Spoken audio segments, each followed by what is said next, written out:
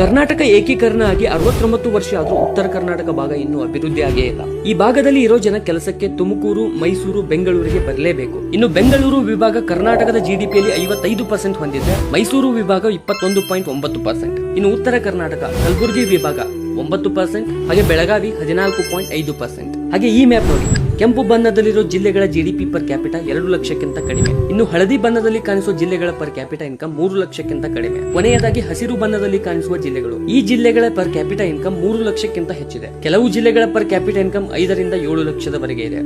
ಹಾಗಾದ್ರೆ ಕರ್ನಾಟಕ ಜಿಲ್ಲೆಗಳಲ್ಲಿ ಇಷ್ಟೊಂದು ವ್ಯತ್ಯಾಸ ಇರಲು ಕಾರಣ ಏನು? ಕಾರಣ ಇದರ ಇತಿಹಾಸ.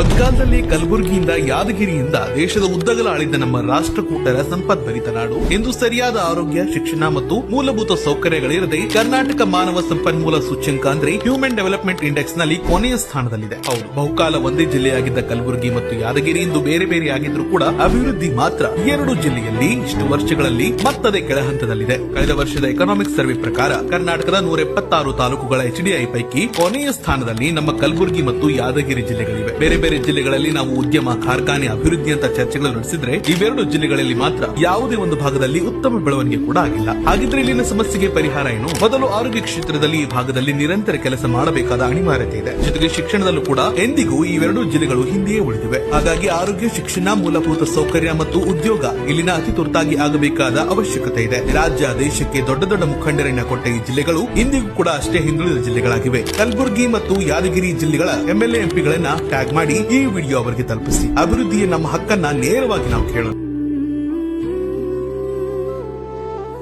ನೀವು ಇಲ್ಲಿ ಆಯ್ಕೆಯಾದಾಗ ಏನೆಲ್ಲ ಕೆಲಸ ಮಾಡಿದ್ರಿ ಅಂತ ಕೇಳಿ. ಇವರಿಗೆ ಕೇವಲ ಅಧಿಕಾರದ ಆಸೆ ಅಷ್ಟೇ, ಮತ್ತೇನಿಲ್ಲ. ಇನ್ನೊಂದು ಮುಖ್ಯ ಕಾರಣ ನಾವು. ಅದೇಗಂತೀರಾ? ಒಂದ್ಸಾರಿ ನೀವು ಆಯ್ಕೆ ಮಾಡಿರೋ ನಾಯಕನ ಕೆಲಸಗಳನ್ನ ಸರ್ಚ್ ಮಾಡಿ, ಉತ್ತರ ನಿಮ್ಗೆ ಸಿಗುತ್ತೆ. ಒಂದೇ ಒಂದು ಸಾರಿ ಜಾತಿ, ಧರ್ಮ ಎಲ್ಲ ಬಿಟ್ಟು ಒಬ್ಬ ನಾಯಕನನ್ನ ಆಯ್ಕೆ ಮಾಡಿ. ನಿಮ್ಮ ಮಕ್ಕಳ ಭವಿಷ್ಯ ಹಾಗೂ ನಮ್ಮ ದೇಶದ ಭವಿಷ್ಯಕ್ಕೋಸ್ಕರ ಆಯ್ಕೆ ಮಾಡಿ. ಅದು ಹೇಗೆ ಅಭಿವೃದ್ಧಿ ಆಗೋದಿಲ್ಲ ಅಂತ ನೋಡೋಣ. ಇದಕ್ಕೆ ಒಳ್ಳೆ ಉದಾಹರಣೆ ಲೀ ಕುವಾನ್ ಈವ್.